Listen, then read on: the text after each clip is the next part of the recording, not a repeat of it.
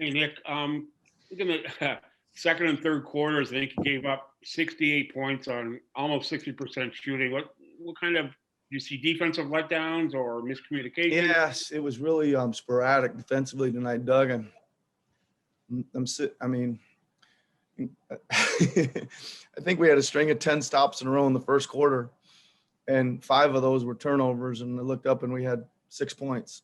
Yeah. We didn't do much with it when we were playing really good defense, right? And then we really started having some breakdowns and just I thought they had too many wide open looks, and they made them. They just kept making them one after another. And then, to start the second half, I would argue that we both had the exact same shots at the same end, and they made 3 or 4 threes, and we missed them all. And they were pretty much the same at both ends, and that just kind of broke the game open.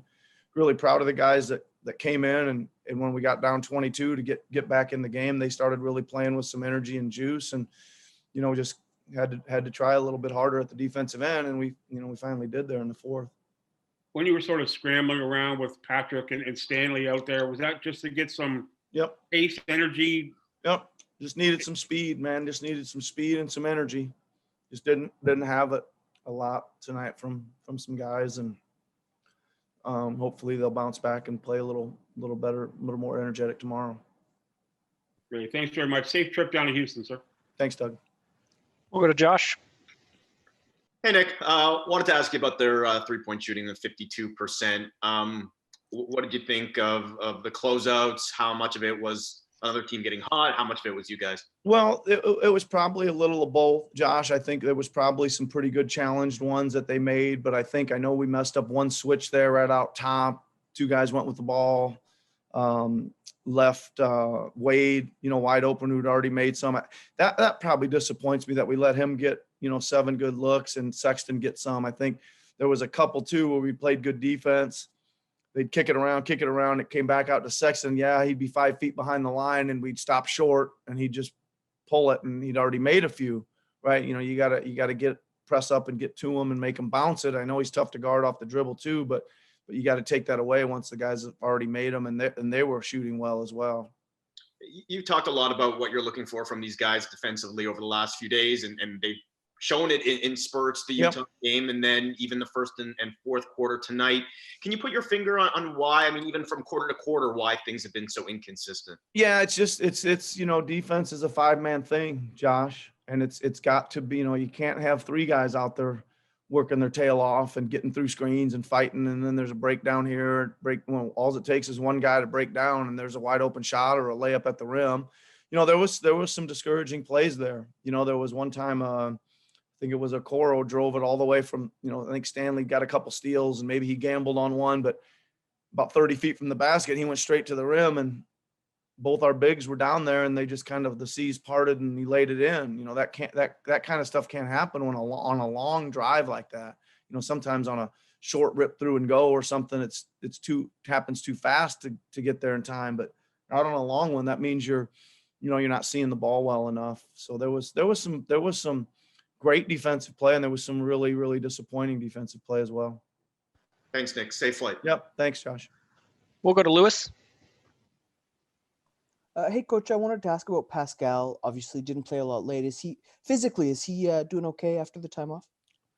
I think so. Yeah, but I think there's a little conditioning there as well. And there's Lewis, we got down 22 and I went to a kind of an energy group, and they pulled the game all the way back to, I believe, 5 maybe. And I just think that, that it just was a kind of a numbers thing or that group had it going, and I just didn't want to break that up. I thought that was our best chance to win. There's a theory on that too, that sometimes they've done their job to get it to a point, and you come back, and I was almost did, I almost decided to put P back in there. But again, I just thought Stanley was kind of making so many plays that I just wanted to let him ride it out. Thanks, Coach. Yep. Thanks, Lewis. Next question goes to Aaron. Hey, Nick. You mentioned the other day that you wanted to sort of ride with a couple of guys for a little while. We won't hold you to that entirely, but didn't last very long, did it, Aaron?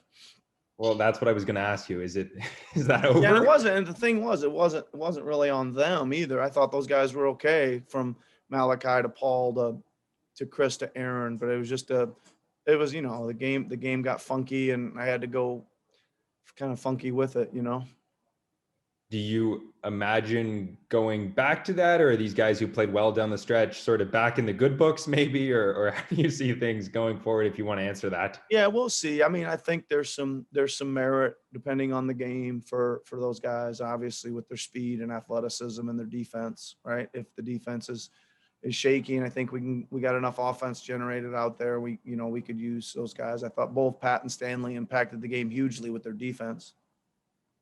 Thank you. Safe travels. Thank you. We've got 2 more for you, Coach. We'll go to William Liu first. Hey, Coach. Obviously, when you guys get down like that, down by 22, in those kind of difficult moments, are there certain players that kind of really grab the team by the sort of collar and really rally the troops?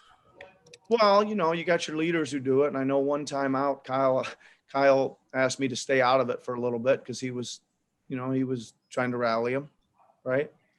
And, that's those guys, you guys know those guys well, the Kyle and the Freds and those guys are super competitors, man. And they don't like it when it's like that. And they're going to try to grab the players and motivate them and push them and try to get them to play a little harder, for sure.